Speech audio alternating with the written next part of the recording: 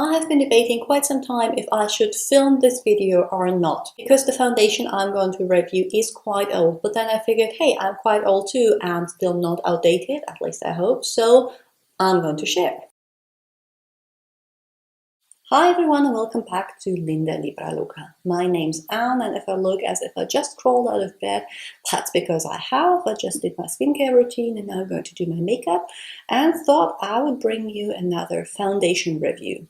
That one is for the Estée Lauder Double Wear Stay in Place makeup, and I am wearing the color 1C1 Cool Bone. I'm going to prime my face because I have owned this foundation quite some time, and with my skin being a little dehydrated due to acne medication, it had a tendency to sink into my pores, and I cannot for the life of me wear it without a primer first. So after applying the primer all over my face, mainly on the T-zone and on my cheekbones, I'm going to shake up the foundation, which does annoyingly not come with a pump, and use it with a beauty blender on one half of my face and with a flat foundation brush on the other half of my face to see if that makes a difference. When I first got this foundation, I was madly in love.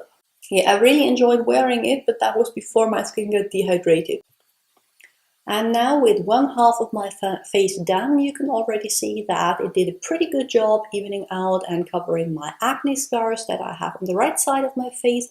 When applied with a beauty blender, it does not look flat matte, but has a little bit of velvety finish to it, not dewy, but looking really natural for a full coverage foundation.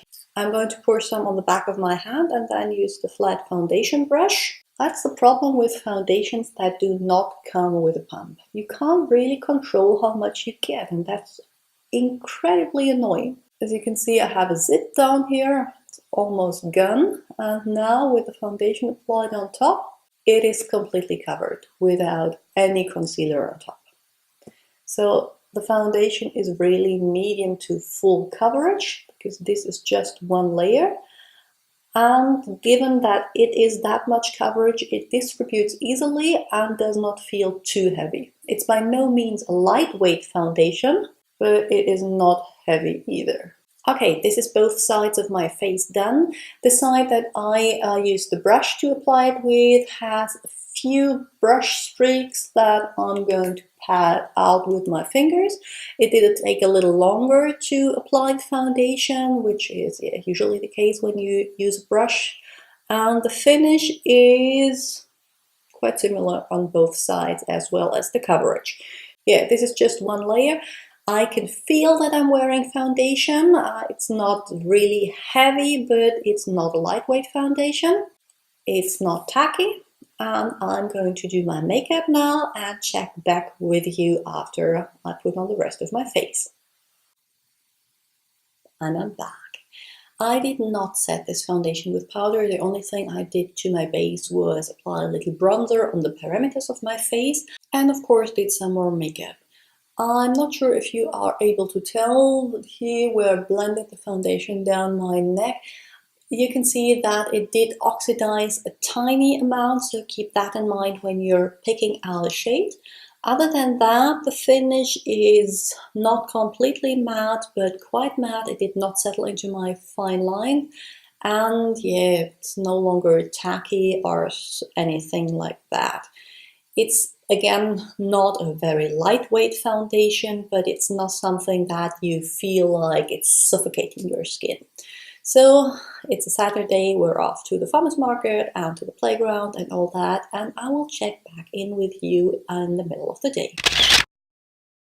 It is 3 p.m. now. I have been wearing this foundation for around 5.5-ish hours. We have been out and about. We had lunch, and yeah, I fell asleep for half an hour when my son had his nap, so I hope there are no pillow creases. So far the foundation held up really well. If I take you really close, I'm not sure if you're able to see, there are a few dry patches that I have on the tip of my nose. I have no clue why they are on the tip of my nose, but there they are. And the foundation does cling to these patches, but other than that, with the primer, it is matte without being flat matte. You can see a little bit of sheen, which looks really natural, and the coverage is still there. And yeah, it did not oxidize any further, so yeah, no further issues. I'm going to check in before I take my makeup off tonight. And I'm back. It is now 8:15. I've been outside working in the garden. I've been to the playground with the kids twice. I had a short nap with my son because he did not want to sleep. He's a little sick. And yeah, I've been through quite a lot and had a lot of kids touching my face. I'm someone to continuously touch my face either. And now I'm back to tell you my final thoughts. Upon close inspection, I can see that the foundation is gone around my chin and at least diminished around my nose. I can see a little bit of redness peeking through there.